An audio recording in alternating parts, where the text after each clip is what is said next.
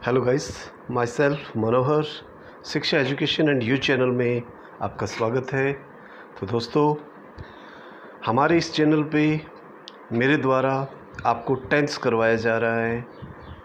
मेरा ये प्रयास है कि मैं आपको बहुत ही बिल्कुल इजी तरीके से, इजी वे के अंदर आपको टेंस के बारे में बताऊं। तो इससे पहले के लेसन के अंदर मैंने अलग अलग टेंसेस के पार्ट आपको बताए हैं, और आज जो हम लेसन शुरू करने जा रहे हैं वो है फ्यूचर कंटिन्यूस टेंस। बहुत ही इम्पॉर्टेंट टेंस है, इसके बारे में आप अच्छी तरह से देख करके सीखने की कोशिश करें। तो आगे देखिए स्क्रीन पे, फ्यूचर कंटिन्यूस टेंस।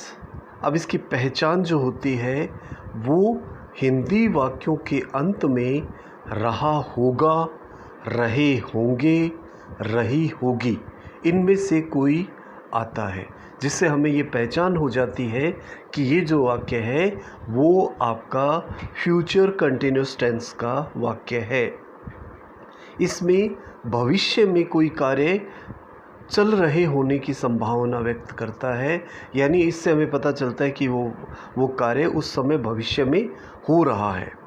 अब देखिए इसकी एचवी जो रहती है शैल बी, ये आई और वी सब्जेक्ट के साथ शैल बी का यूज़ किया जाएगा, बाकी अन्य सभी सब्जेक्ट के साथ विल बी का यूज़ करेंगे। और इसी तरह से मेन वर्ब जो इसमें यूज़ की जाएगी वही कंटिन्यूस टेंस की तरह वर्ब की फर्स्ट फॉर्म में आईएनजी लगाएंगे। तो ये आपकी इसकी कुछ बेसिक फीचर्स हैं जो मैंने आपको पहचान के रूप में और कुछ एचवी और इसका एमवी बताया है। अब देखिए इस टेंस के अंदर आगे मैं आपको बताऊंगा कि किस तरह से इसका स्ट्रक्चर होता है और कैसे उसको उस स्ट्रक्चर में सेट किया जाता है वाक्यों को, ताकि इंग्लिश में उस वाक्य को ट्रांसलेट किया जा सके। अब देखिए आगे स्क्रीन पे मैं आपको बता रहा हूँ, ध्यान दीजिए स्क्रीन पे। इसका जो स्ट्रक्चर है, सबसे पहले इसमें सब्जेक्ट आएगा, उसके बाद शैल बी या विल बी, इनमें से किसी एक का यूज़ करेंगे अकॉर्डिंग टू सब्जेक्ट।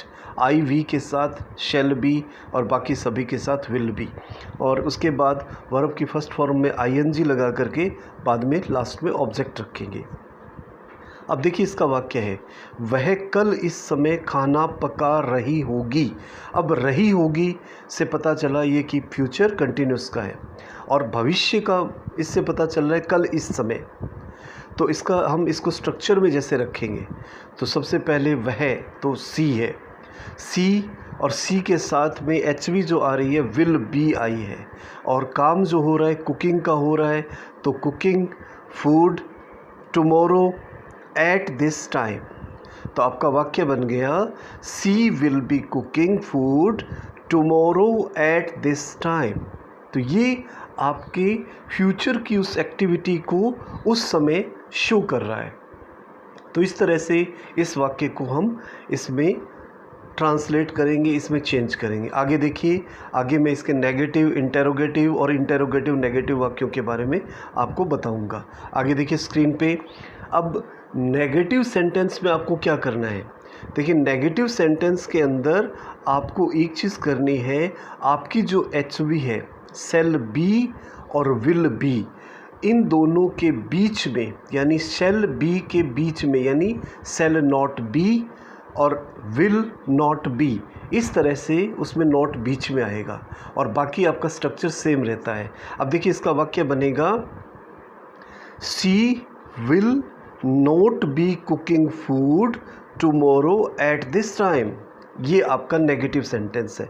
प्रश्नवाचक वाक्यों में आपको क्या करना है, शैल या विल को कर्ता से पहले रखना है और सब्जेक्ट के तुरंत बाद, यानी कर्ता के तुरंत बाद बी रखना है, और बाकी इसमें सेम स्ट्रक्चर रहेगा और लास्ट में क्वेश्चन मार्क लगाना है। तो आपका वाक्य बन जाएगा, will she be cooking food tomorrow at this time, और लास्ट में प्रश्नवाचक चिन्ह। और प्रश्नवाचक नकारात्मक वाक्यों में आपको शैल या विल को पहले रखना है और उसके बाद सब्जेक्ट के तुरंत बाद नोट बी रखना है। तो आपका वाक्य बन जाएगा, will she not be cooking food tomorrow at this time. इस तरह से आपको उसको रखना है। बस इसमें आपको यही ध्यान रखना है कि प्रश्नवाचक वाक्य जब आते हैं तो उसके अंदर शैल या विल को कर्ता से यानी सब्जेक्ट से पहले रखा जाता है और बी को कर्ता के तुरंत बाद रखा जाता है, और उसके साथ अगर नेगेटिव है तो फिर वो कर्ता के तुरंत बाद नोट बी का यूज़ हमें करना पड़ता है। तो ये आपका, और इन दोनों लास्ट के सेंटेंस के अंदर आपको प्रश्नवाचक चिन्ह लगाना पड़ता है। तो इस तरह से आपका ये फ्यूचर कंटिन्यूस टेंस कंप्लीट होता है। अगर इससे संबंधित कोई भी आपको प्रॉब्लम आती है, केवल इसमें ही नहीं, इससे पहले के लेसन के अंदर भी कोई भी अगर आपको समझ में नहीं आ रहा है पॉइंट, तो आप कमेंट करके हमसे पूछ सकते हैं। तो हमारे इस चैनल के साथ जुड़े रहें। आगे फिर मिलते हैं अगले लेसन के अंदर। Thank you very much. Thanks a lot.